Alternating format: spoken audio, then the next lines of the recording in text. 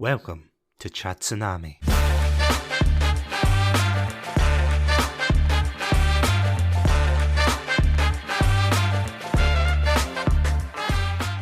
Konnichiwa, fellow weebs, and welcome to the first ever episode of Chatsu-nani. I'm Satsunami, and joining me today are two very good friends who I have brought in to talk about anime. Without any further ado, would you guys like to introduce yourselves? Hi guys, I'm Andrew, also known as Greenshields 95. I'm the podcast's general weeb enthusiast, and so I'm here to sort of give my views on some great anime. And hello there, I'm Adam. You may have heard me on other things such as T-posing in Chatsu-nani, and I am anime curious. I know very little about anime. I've just recently started getting into it, and yeah, I'm just trying to learn a bit more under the tutelage of both Greenshields and Satsunami. I am so sorry.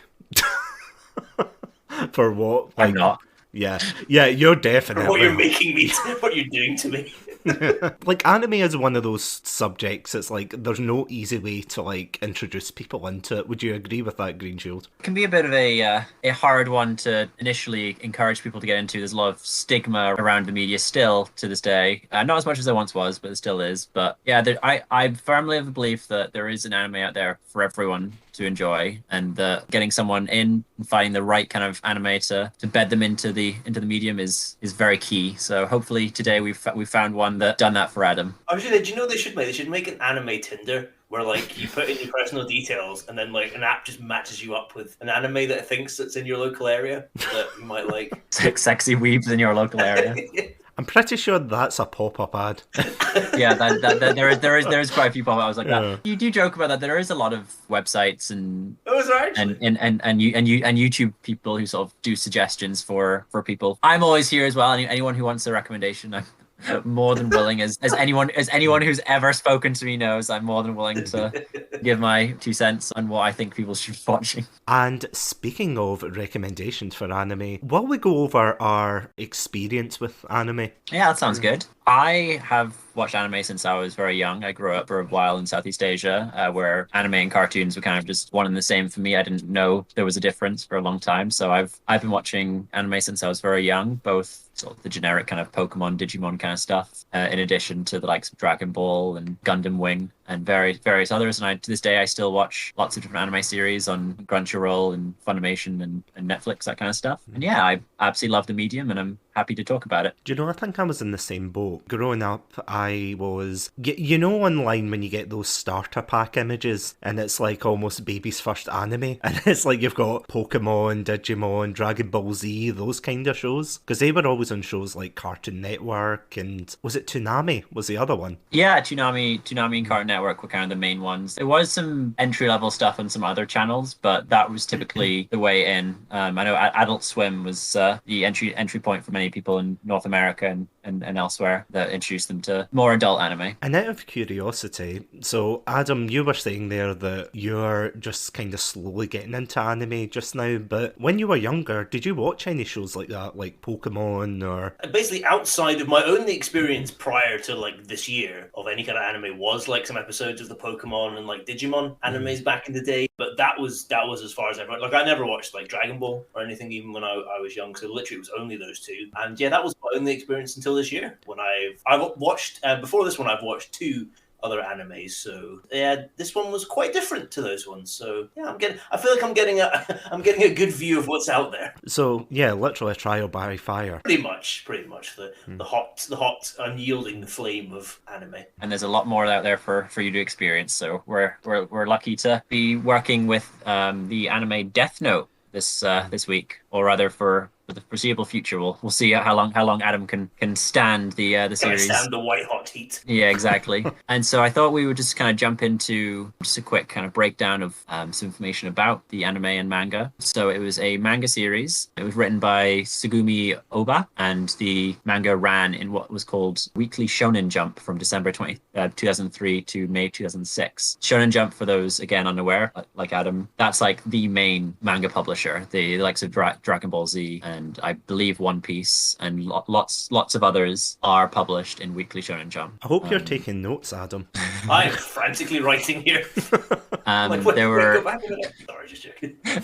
There were 108 chapters of the manga, and then the anime was produced, which was broadcast in Japan between October 2006 to June 2007. The anime was produced by Madhouse. Those in the know will know how prestigious Madhouse was as a anime production company. I looked into some responses from the creator as to what the series meant to him, and was asked whether or not the series was meant to be about enjoying the plot twists and psychological warfare. And Oba responded by saying that the concept was the reason why he was happy to place the story in Weekly Shonen Jump, which is kind of a non-answer. It was like Christopher Nolan, do you think that Interstellar was about this deep whatever? And he's just like, I like spaceships. Words to live by, though, to be fair. Exactly. Very true. He was pushed as to what themes it had, and he said humans will all eventually die and never come back to life. So let's give it our all while we're alive. I want to say that humans have no right to pass judgment on others' actions. No one should play God. So the idea of this God complex and how that shouldn't be the case was rooted in his own deep personal beliefs. For those in North America, it was licensed to Viz Media while it was still airing in Japan. This was really significant because it was actually the first time a well-known Japanese anime property was made legally available in the United States for domestic audiences to download, still airing on Japanese television. Mm-hmm. So Death Note was so important for anime in the West because it was essentially the first case of being able to watch anime while it was still coming out in Japan. Because what used to be the case, a property would come out in Japan, whether that be video games or movies or TV series, and you'd probably have to wait like a year, and then maybe you'd get it on like VHS, but like you'd be paying like $70 for a VHS of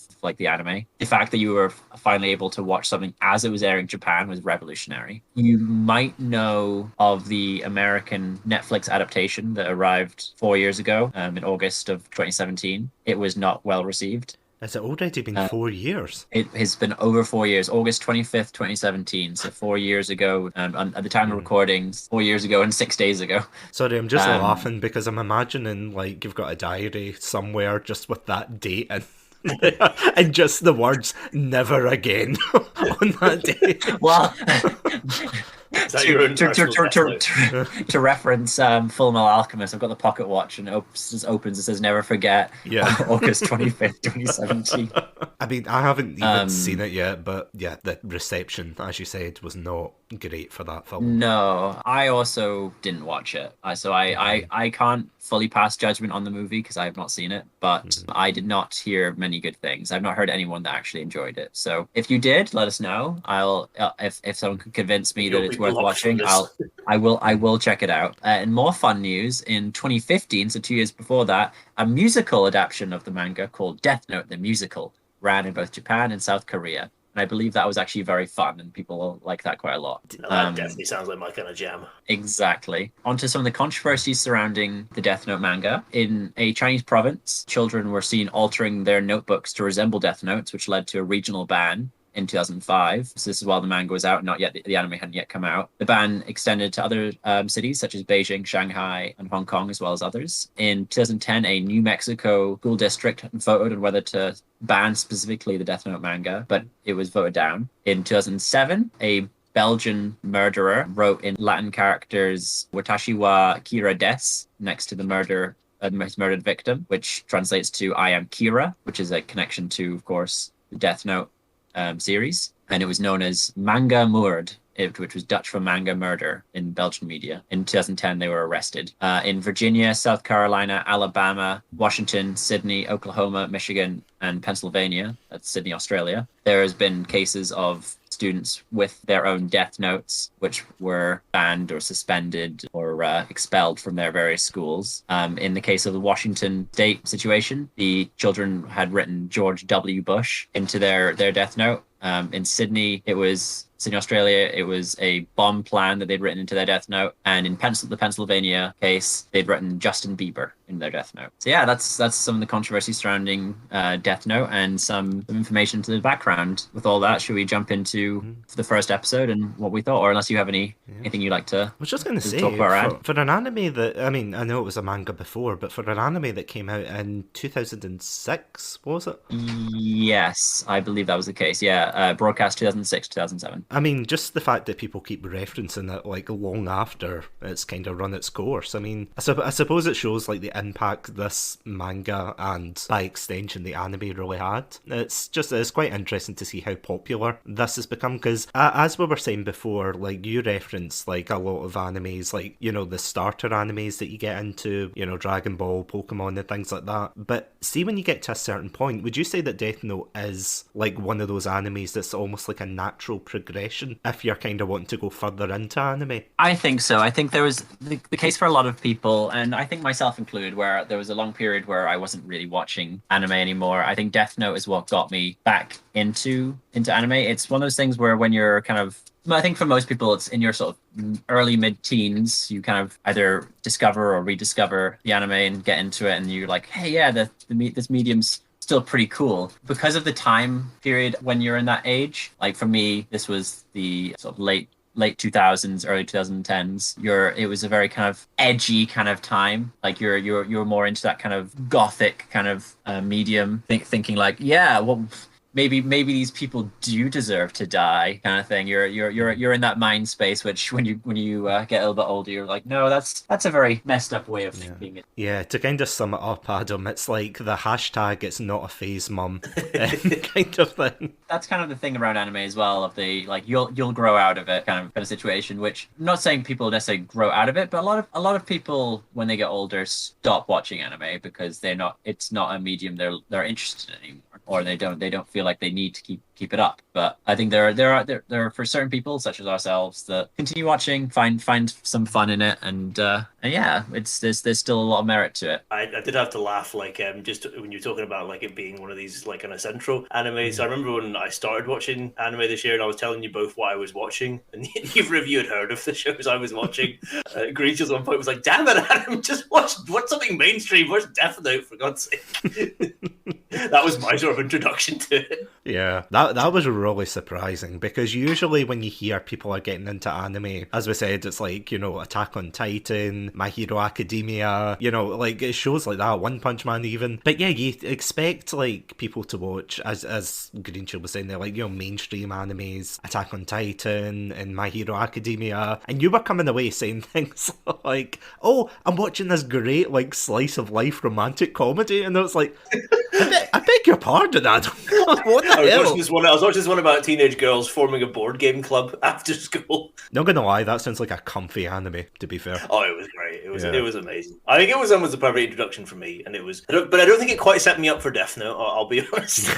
There is no wrong starter anime. Whatever you get into, you get into. There's loads of absolutely wonderful slice of life anime that people will start out with. For the case of my partner's sister, her starter anime was Ouran High School Host Club. Given what you've watched previously, Adam, you might actually find quite fun. It is another one it's rather dated, but I've seen the first episode. I think it wasn't for me, but at least at the time that I watched it. But it is a cute anime, so you might be interested in that. I believe it is We'll have to check that out on Netflix. Oh yeah, yeah. So that's another option for a starter anime for you. This is we're gonna start turning into the what are starter anime. That's next week's. Yeah, that's next week's chat. Yeah, so don't worry. that actually might be an episode in itself of good starter anime. Yeah. Let's jump into the Death Note discussion then. Welcome to Chatsu-nani, a variety podcast that talks about topics from gaming and films to streaming and general interests. Previously on Chatsu-nani, we discussed Game of the Decade, Deadly Premonition, the romantic thriller Birdemic, and listen to us get all sappy as we discuss our top 5 Christmas films. If that sounds like your cup of tea, then you can find us on Anchor, Spotify, YouTube, and all good podcast apps. As always, stay safe, Stay awesome, and most importantly, stay hydrated. We are Beer and Chill Podcast. Podcast where we review TV shows, games, movies, and whatever else takes our fancy. So what are you waiting for? If you're a cool kid like us, you're gonna listen to the Beer and Chill Podcast. You can get it anywhere from Spotify all the way to your grandmother's radio. My name is Jan. And I'm Craigie C. And we are Beer and Chill.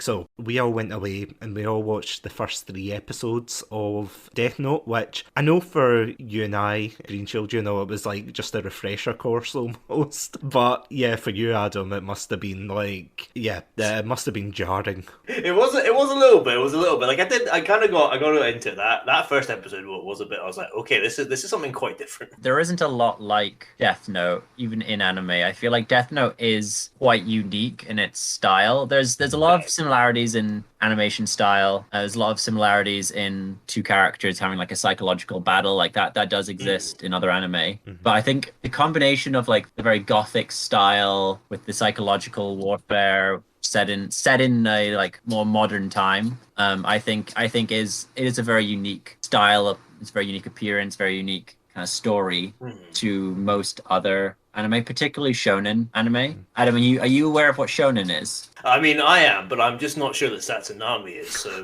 just repeat it just for his benefit. Shonen, I believe it's a Japanese word for like a male adventure story. Essentially, it is a story that centers around a male protagonist on some kind of adventure where he is like looking to like better himself. So yeah, well, we jump into the first episode. Yeah, that sounds good. Honestly, I need to, like, it would be criminal not to ask you, Adam, what your first impressions were, like, in the first 5 minutes of what happens in the first episode. So as we said, we're going to go through just the first 3 episodes, which I think is probably more than enough for you, Adam. It was but that much as I could handle, I think, to start with. Yeah. So what were your first impressions, like, in the first couple of minutes, introducing the world, the characters? Well, a real positive, I think, was it was actually quite easy for me to, like, comprehend what was going on. I think as well because this takes place in, like, you know, Earth, and it's, like, you know, our Earth, so I recognize a lot. So it's not, like, being put into, like, a kind of new universe or anything. So I was, like, I was like, okay, right, I understand, right, here's this kid at high school. Yeah, like, he's top of his class and everything, and he finds this Death Note, and here's what the Death Note does. And I was like, okay, I'm following along. There's a demon realm, and then, you know, the human realm. So I think the real strength was I was never lost really with like what was happening. I think that first time I did know, I was like, okay, this is going to be a lot more mature, a lot more kind of like adult than things I've seen. But that's not a criticism or anything of the show. I was just like, right, okay. I was just kind of using that time to like prep myself and be like, right, this is very different. But yeah, I do think if I was going to talk about the first episode as a whole, it didn't make me a fan of the show. I have to admit, there wasn't enough in that first episode that I saw it and I was like, oh my god, I must watch more, and I was like really caught into it. If you see what I'm saying, I think partly as well is because there's only really kind of one character in the first episode. You really only kind of get to know Light, and like I won't share my feelings on Light straight now. I'll save those as we go through the episodes. But like, I think I kind of liked the show more when more characters got introduced and kind of got built up. And I think I was kind of struggling for somebody to attach to in this first episode. But yeah, as I said, like I didn't hate it watching it. And you know, it didn't instantly turn me off. I didn't watch it. I was like, okay, right, this is just not for me. I was like, okay, this is different, and I don't love this right now, but I do want to keep watching. So yeah, so I would give it like a thumbs up. I'm gonna ask as well, did you watch subbed or dubbed? I watched dubbed. Boo, he watched dub.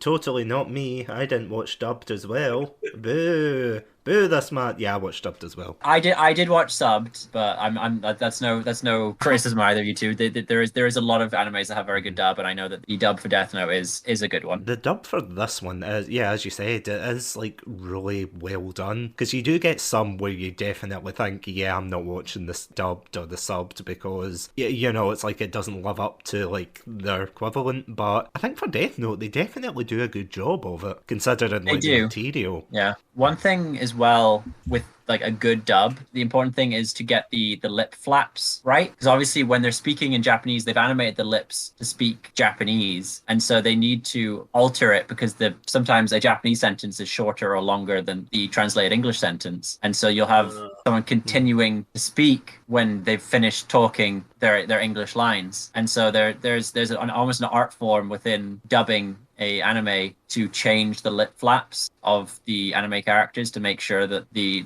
lips are syncing up better to the dubbed voiceover. So Death Note is one that I know for a fact they've done that quite well, and it does work. So going back like to the episode itself, Greenshield, were you as surprised as I was at the fact at how like fast paced it was? Like in terms of setting everything up, yeah. Yeah, it introduces everything very quickly. There's very little build up prior to be like, here's Light's world kind of thing. You get that in about 20-30 seconds, and then immediately you see the Death Note drop. So it jumps straight into the story. There's very little build up, as I say, and to like what is going on. Like you are straight into it. What did you think about that, Adam? I think that was maybe a strength of it as well, like because it was. I didn't actually think about that, but you guys haven't said that now. Like I think because it was a bit more fast paced, I was able to kind of keep up with it. While I feel like if it had maybe been a bit more dragged out, it might have turned me off. But I think because things were moving quite fast, and I was kind of swept along with it.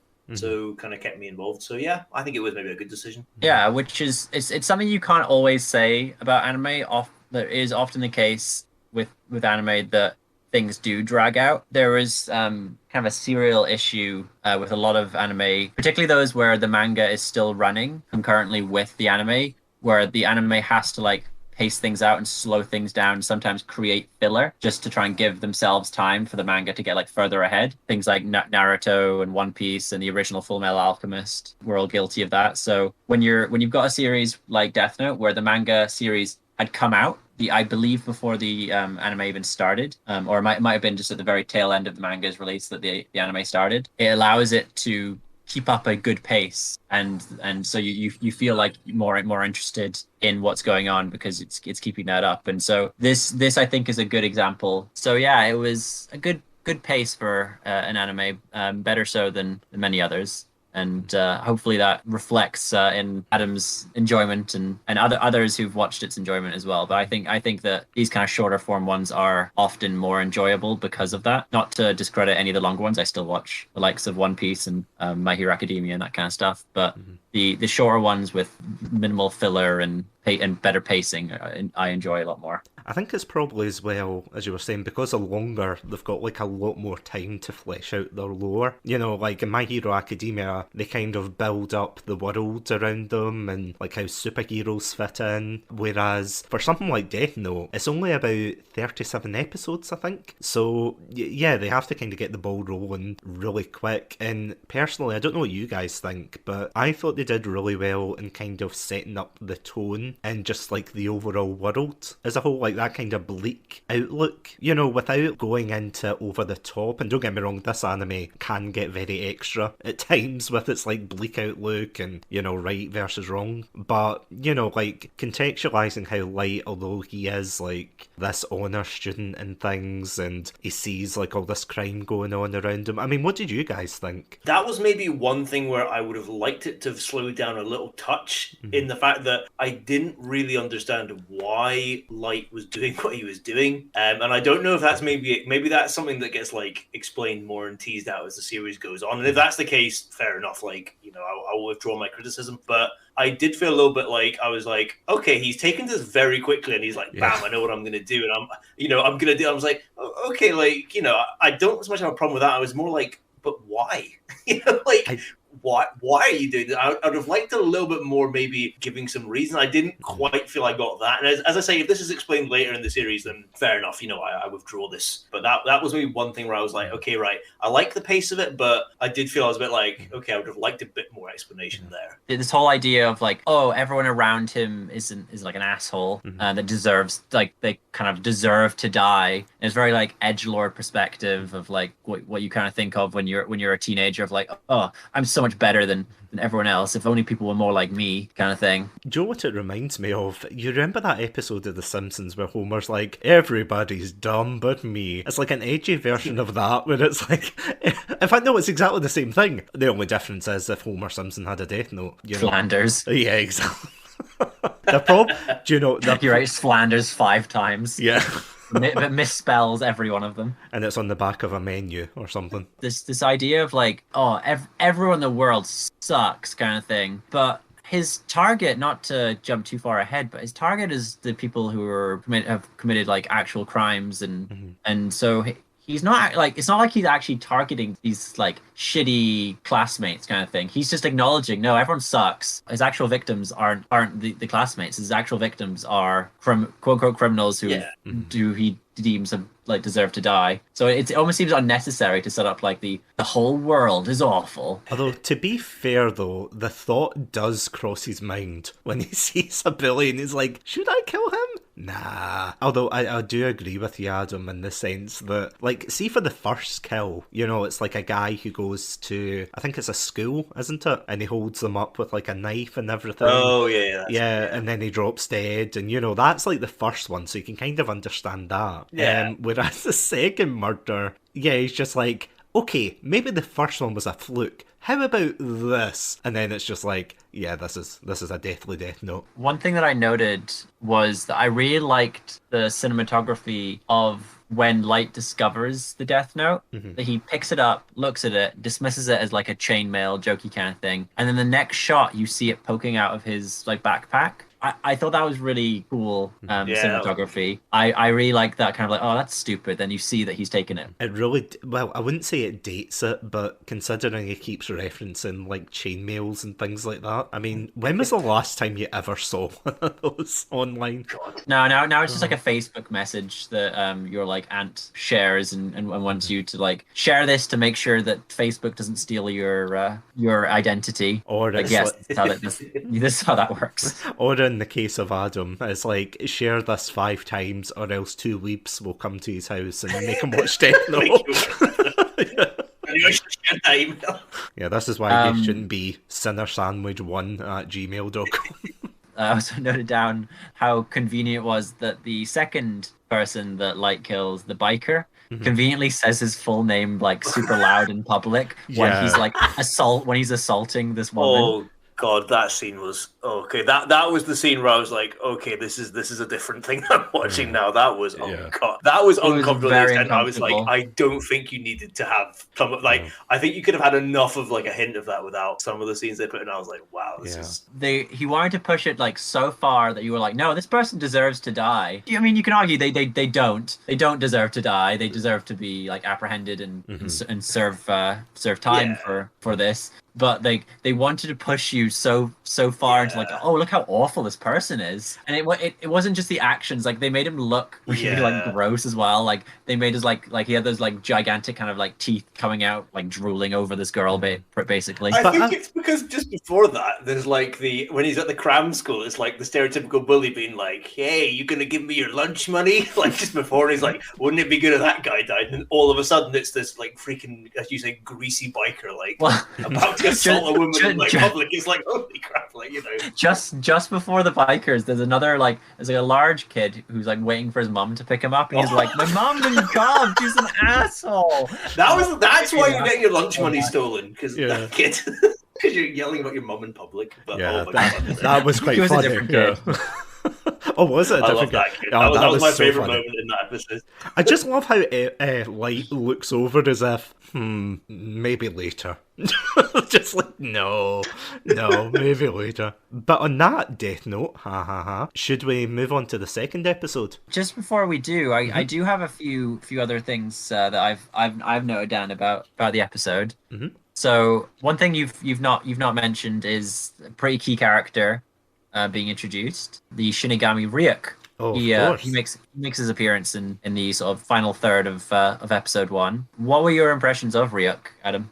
I didn't have too many thoughts on him to begin with, because as I say, he's not in it that much the first episode. I thought his design was pretty cool. And I said I liked kind of seeing the kind of demon world, but it was more like the next 2 episodes that I kind of really.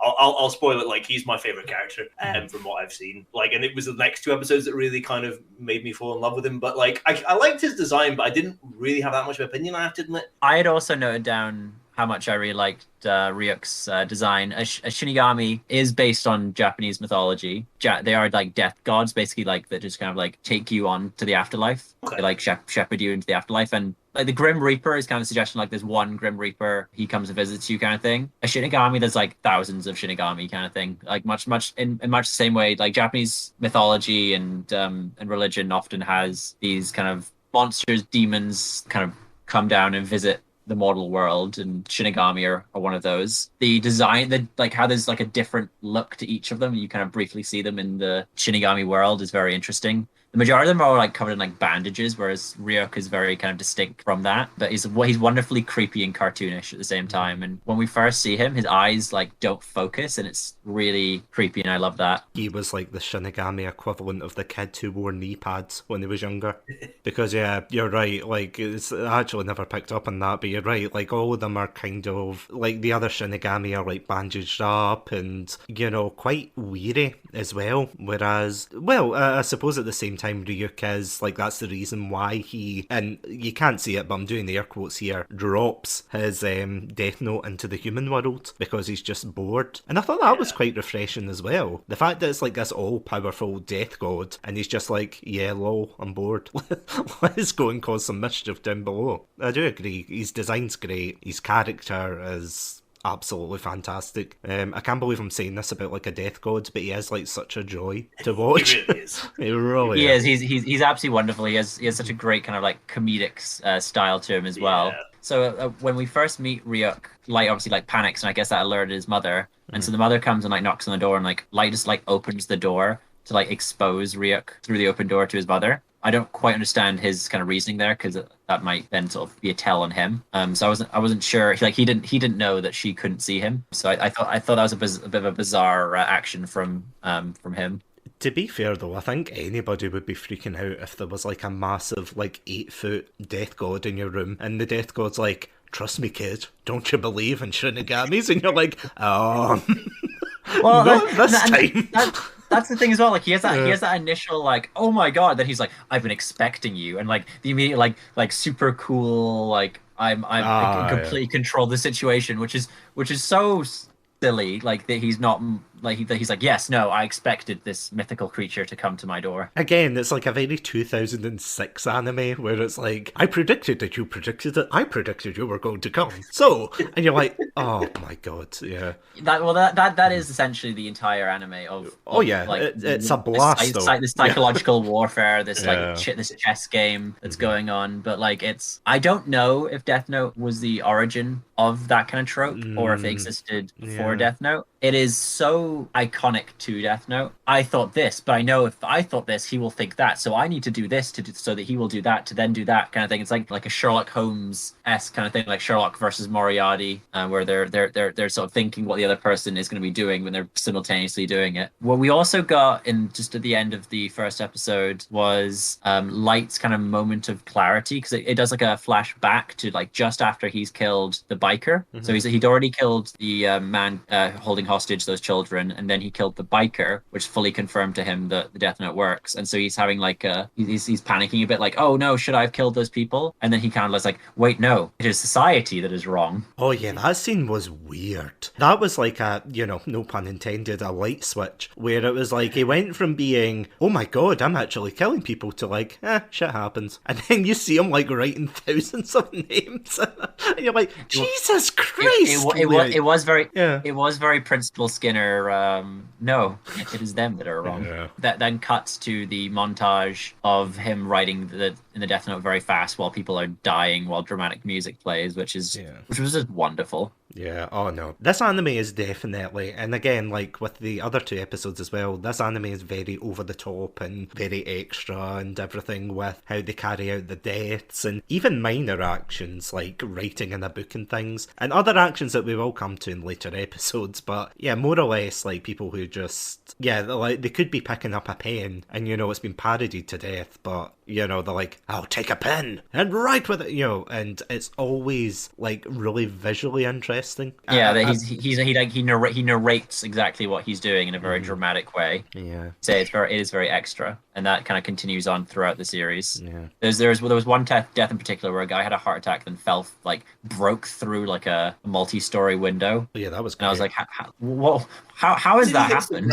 What happens if he hits the ground before the heart attack kills him? Does that like break the Death Note? Presumably he's already dead by that point. Like the heart attack has already killed So him. they ensure the heart attack is fast enough before he hits Yeah. the ground. Yeah, it's like the Don't worry, pacing of this Shinigami anime. thought this through. The Shinigami have thought of this. So should we move on to... I was going to say should we move on to episode 2, but do you think we should just like discuss episode 2 and 3 as like a collective? Because they kind of seem to like seamlessly go into one another. Like episode 2 is definitely where I would say personally is where everybody got hooked in Death Note, but then the third episode is like a continuation, but it's more like an epilogue to like the second episode. So yeah, Adam, what did you think? Like, was this the episode that sold you on the anime, or? I don't know if it quite sold me, but I thought this was I thought the second episode was a much better episode, and I think it's because the scope widens. And it's becomes, you know, we get introduced to more characters and everything. I thought the introduction of Elle was great. I was really intrigued by that. It started to add some stakes. The whole kind of proceedings. I kind of felt the first episode was him just like killing people, and you know that was kind of it. Well, at least now there's like consequences in the second episode. Add some drama to it.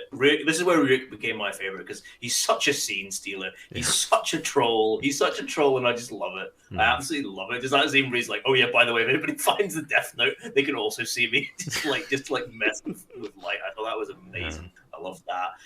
I also liked actually some of the social commentary they started bringing in. There's that scene where Light's like, oh yeah, if you ask like random people like, oh, should criminals die? They're like, oh no, you know, they should have a fair trial and go to jail. And he's like, but like deep down, like if they weren't like in private, they'll be like, oh yeah, no, they should definitely die. I kind of like that.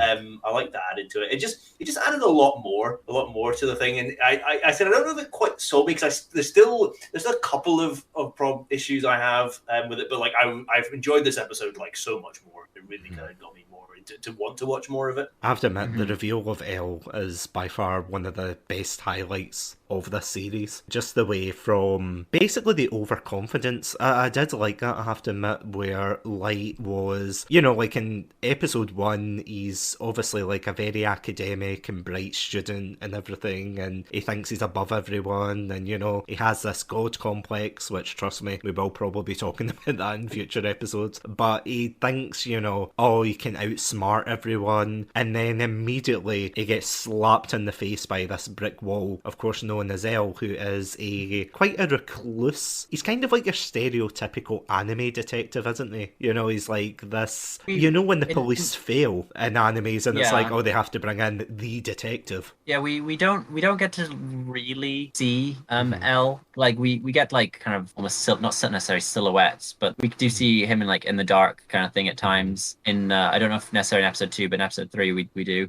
But later on we will get to see what Elle looks like, and yeah, he's kind of a reclusive, kind of odd figure. It is kind of very Sherlock Holmes, like he's a very strange individual. I did like the very start of episode 2, in the ICPO police meeting, that when all these international communities are talking, when they're like, it was probably the CIA. Like they immediately like just think like, oh, the CIA probably did this. Sounds like something they would do. Exactly. And then you have the audience insert junior detective. Who is Elle? Like, and then the chief of police is like, oh, you don't know Elle? Let me give you an exposition dump. Yeah. So No, sorry. so you know exactly who Elle is. Can I just Officer I just interject there? It's not even he says like who's Elle and then he explains. He like points out like he's a rookie and he's like, oh, it's your first day and you've never been to one of these meetings. Wink. And you're like, poor guy. He's just like, this is his first meeting. Give him a damn break. Jesus. Yeah, just the intern is here and you're immediately shitting on him.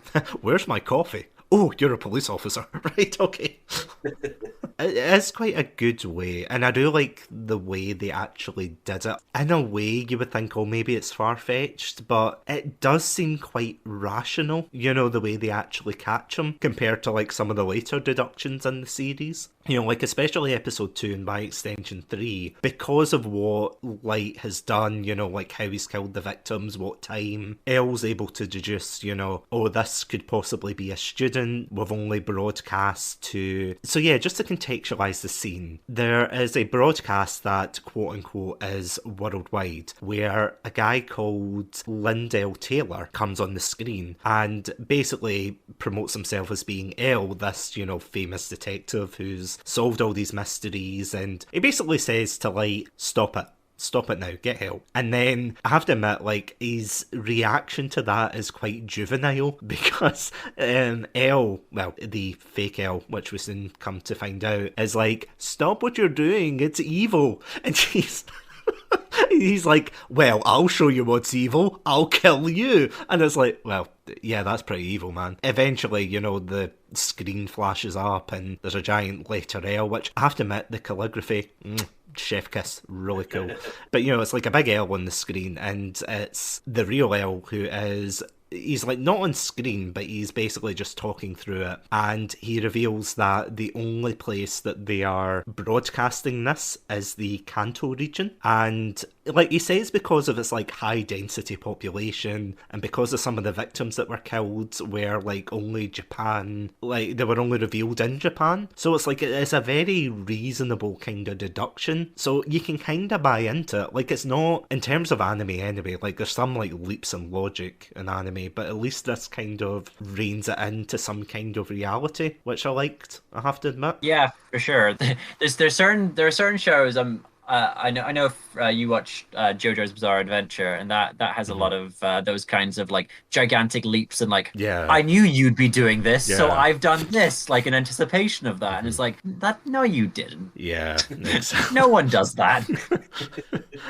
Again, what I said before is like, I predicted, you predicted, and I predicted, and there is like some elements of that in this show, but like especially for episode 2 and 3, it's still in the realms of relative reality. You know, it's not making those jumps yet, which, I mean, except for the like homemade explosive that Light builds, like what was up with that? Here's a drawer I made earlier. Yeah, I actually made a note about that the idea that burning down a desk and potentially the whole house to hide a diary is in itself worthy of psychiatric help. It's so extra, isn't it? Like his logic was like, oh, anyone would go to these steps to protect their diary. It's like, no, they wouldn't. No one is protecting their diary by burning down their home. Oh wait, you didn't? Oh, okay. Where's the end record button? And like that was just one of the things of like the clear idea of like the Light is like clearly crazy. The whole sort of his whole sort of idea of like, oh, I mean, you've touched this before of like like this is about criminals, and then immediately when someone is like, oh no, I don't think you should do that, he's like, well, I think you should die then as well. Like, he gets provoked so quickly.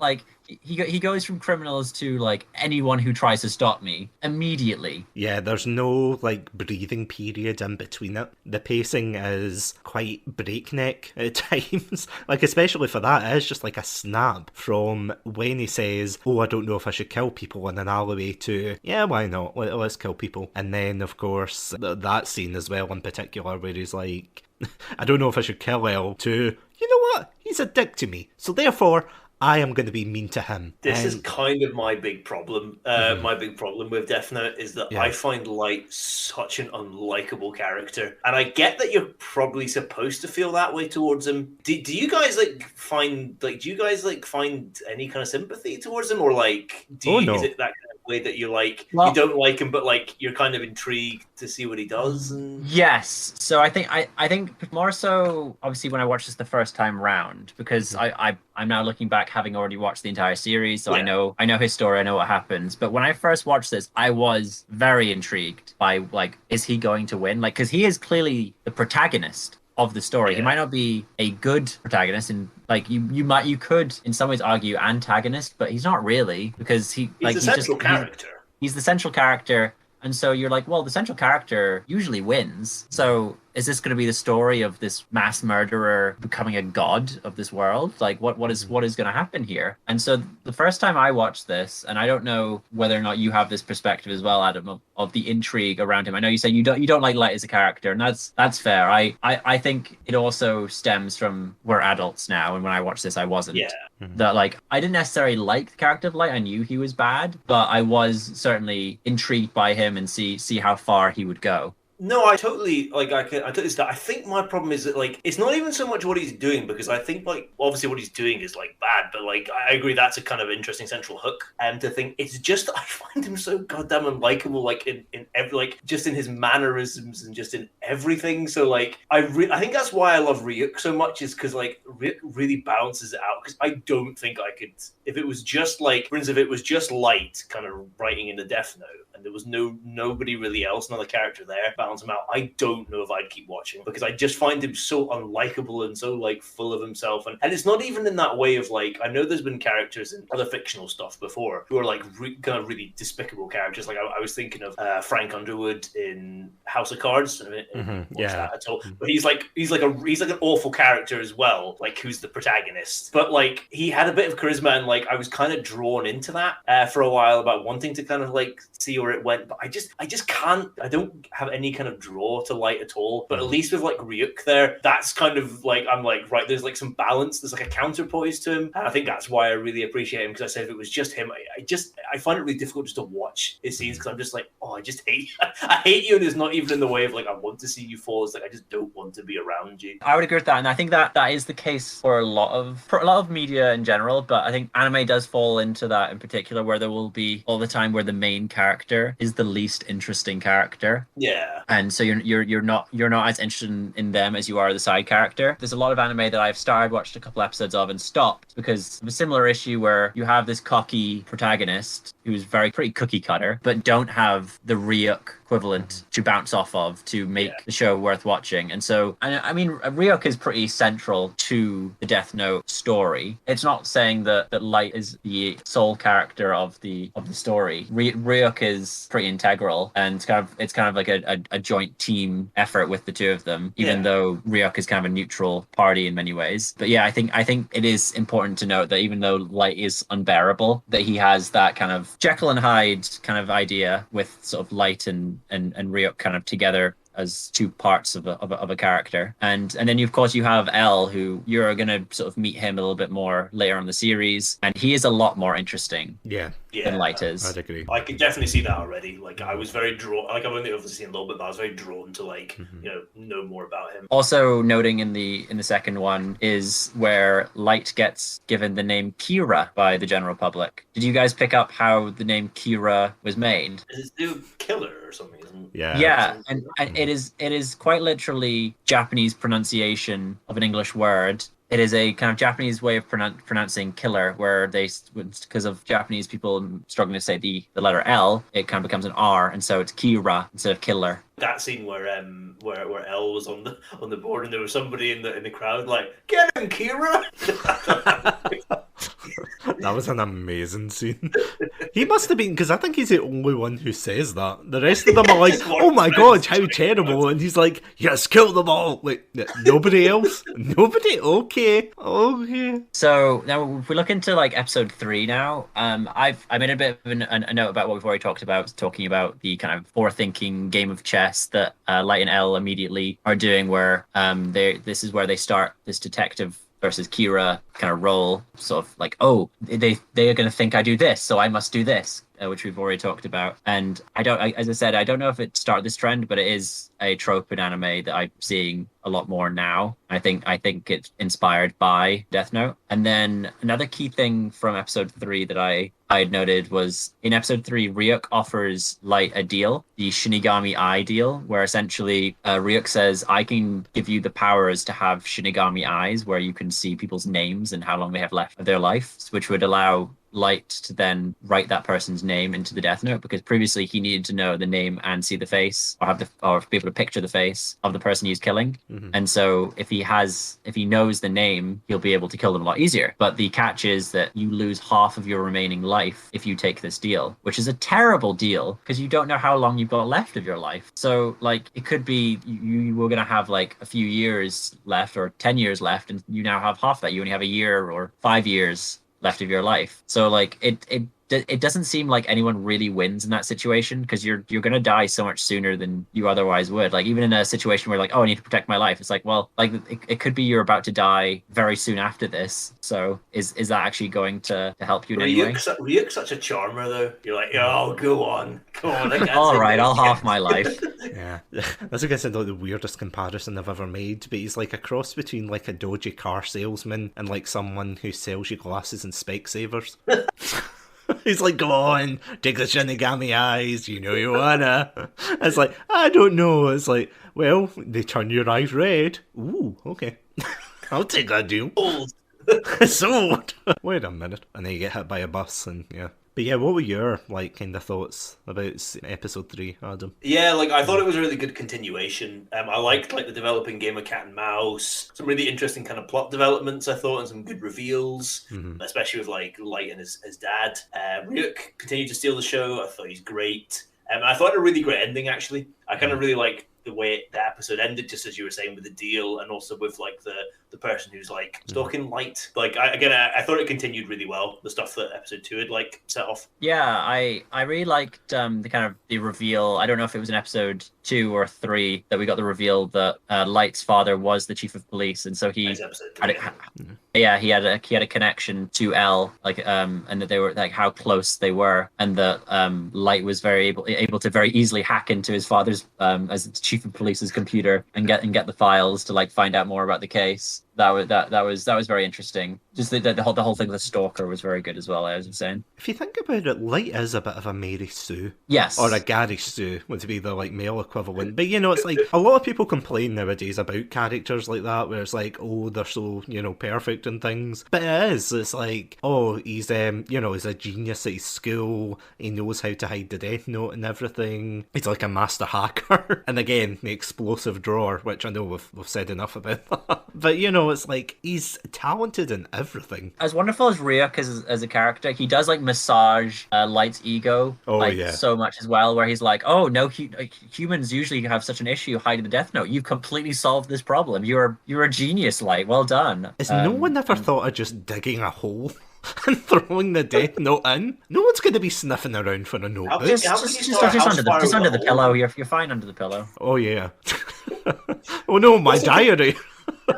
Can I also ask what class do we keep cutting to with Light in it? Because like every time he's in the class, like the teacher is just reading the most like foreboding passages of like whatever it is. I'm just like, what is this class? Well, it's supposed to be English class, and the fact that like he's fluent in English as a Japanese speaker is supposed to be like a wow, that's amazing kind of thing. Yeah. And so he regurgitates this phrase, translating it from English to Japanese like perfectly, and so the teacher is like heaping praise on him for how like fluent and perfect that was. But the phrase just happens to be about like I can't remember what it is, but it's something completely like it's totally relevant to exactly what he's up to, like trying to make himself. You don't know what the Japanese school system is like. I know I don't. That's fair. Can I just like one final point? But can I just point out that in that scene in the dub, they don't even bother like changing the language or something. So it's like, Light, can you translate this into English? And he just keeps speaking as he normally does. Yeah, I was like, no wonder the class is so damn easy. No wonder he's at the top of it. Exactly. Well, exactly. What I just said. Okay. For the sake of the dub, you can suspend your disbelief for the fact that they are speaking Japanese, and just for your sake. I did also like in the third episode the scene in the police station when the group of police officers like handing in their resignation or else they like either transfer us or we quit kind of thing, because like L is hiding his identity, but every one of us is like known to the public. Our names are easily accessible. Like we could die very easily if they know we're on this case. That was a great human moment. I really like that. It's like the reverse "give me your badge and your gun" scene, where it's like they're like preemptively saying, "Take my badge and my gun, please. I don't want to be on this case anymore. Put me back on traffic duty. I don't want to be on this." Well, unless Kira drives a car, in which case, yeah, they're buggered. But you know what I mean. Yeah, I do agree with that, though. It is realistic as well, though, because it shows that they are rattled by it. It's like, it's not immediately, oh, the police are just like this blob of, oh, we're going to stop the killer. It's like, there's different kind of ways that his enemies, if you can call them that at this point in the anime, are starting to kind of fracture and feel quite, scared. Even though they're the police, they don't feel safe in like pursuing this guy. Yeah, you're right, Adam. It is just a very human moment, and it is just it's quite a good way to kind of punctuate how much of a threat Light's becoming. It's a thing in anime, and of course it's going to be because anime is made in Japan, but this setting of like this whole incident happening in Japan, and that the smartest student is in Japan, and this I'm pretty sure, I could be wrong, but I think L might also be Japanese. That like the world's greatest detective is Japanese, and just like the Japanese are superior and the best in all these situations. It is very very much sort of a trope in anime. Like if you ever watch like a sports anime, they will always be like, there'll be like a basketball anime, and these like high school students will be like NBA level like basketball players, and then there will be like a special where they face off against an American team, and like this whole thing, and like they beat the American team. And it's the same in various other sort of sports animes and other animes where how integral Japan is to the world. So yeah, just closing off, Adam, are you excited to see what's to come in Death Note, or are you quite apprehensive? I'm a bit of both, to be honest. No, like I do look forward to seeing where the show goes. As I said, there's lots to like in these first 3 episodes, and like I do want to keep watching. As I said, there's a couple of issues like it just prevents me from like, I'm not in love with this show yet. Now that may change, I accept, but just these 3 episodes weren't enough to make me be like, yes, you know what, I'm totally in. I'm both feet into this. Like, but I do have one foot firmly in, and I want to keep going with it. I would ask you the same, Greenshield, but I know you've seen it just like me. Yeah, just on Adam's note there, I think, I mean, it's hard to put myself back what must be almost 10 years ago now that I first watched this. I think I was in a very similar situation where I wanted to keep going, but I wasn't fully sold on the show at this point. I wasn't in love with the show at this point. I think in the next couple of episodes, I did really fall in love with what the show was doing and what was happening. I won't spoil my overall opinions of the show. I'll leave that. I want Adam to have sort of a fresh kind of look at it. There is some things that I wasn't particularly happy about with the show later on, but the next sort of 10 episodes, I'd say, I think it is going to get very interesting. I think you're going to like it a lot. I look forward to it. No, I totally agree on that. It is definitely one of those animes that, ironically, for having like such a breakneck start to its pacing and things, there's a lot of things in the background that are quite slow burners, setting up something bigger. Like, although it's saying, here's Light, he is an asshole, but at the same time, he has this Death Note. You know, it's like, it's roaring through these plot points, but at the same time, it's kind of building up to, as you were saying, Greenshield, earlier, this like bigger cat and mouse game that is just gonna eventually explode. Like, it has to. It's like each side is building up. Yeah, they're building up their resources, and yeah, just getting ready for this psychological battle. On that note, that Death Note, as it were, I honestly can't wait to see what you think of the rest of the series, Adam. Me too. I'm excited to see. I look forward to it. Sayonara. Yes. Yes, unfortunately, I haven't got to the Duolingo course where they taught us stay safe, stay awesome, stay hydrated in Japanese, but I think for the next episode, I'll try. I'll do my best. But yes, until then, guys, well, first of all, thank you, Greenshield and Adam. Thank you so much for jumping on. Thank you for having me on. Yeah, thank you so much. It was really good fun. Yeah, I look forward to more episodes. As always, stay safe, stay awesome, and most importantly, yeah, put down that Death Note. Bye, guys. On the next exciting episode of Chatsu-nani. Bye, guys.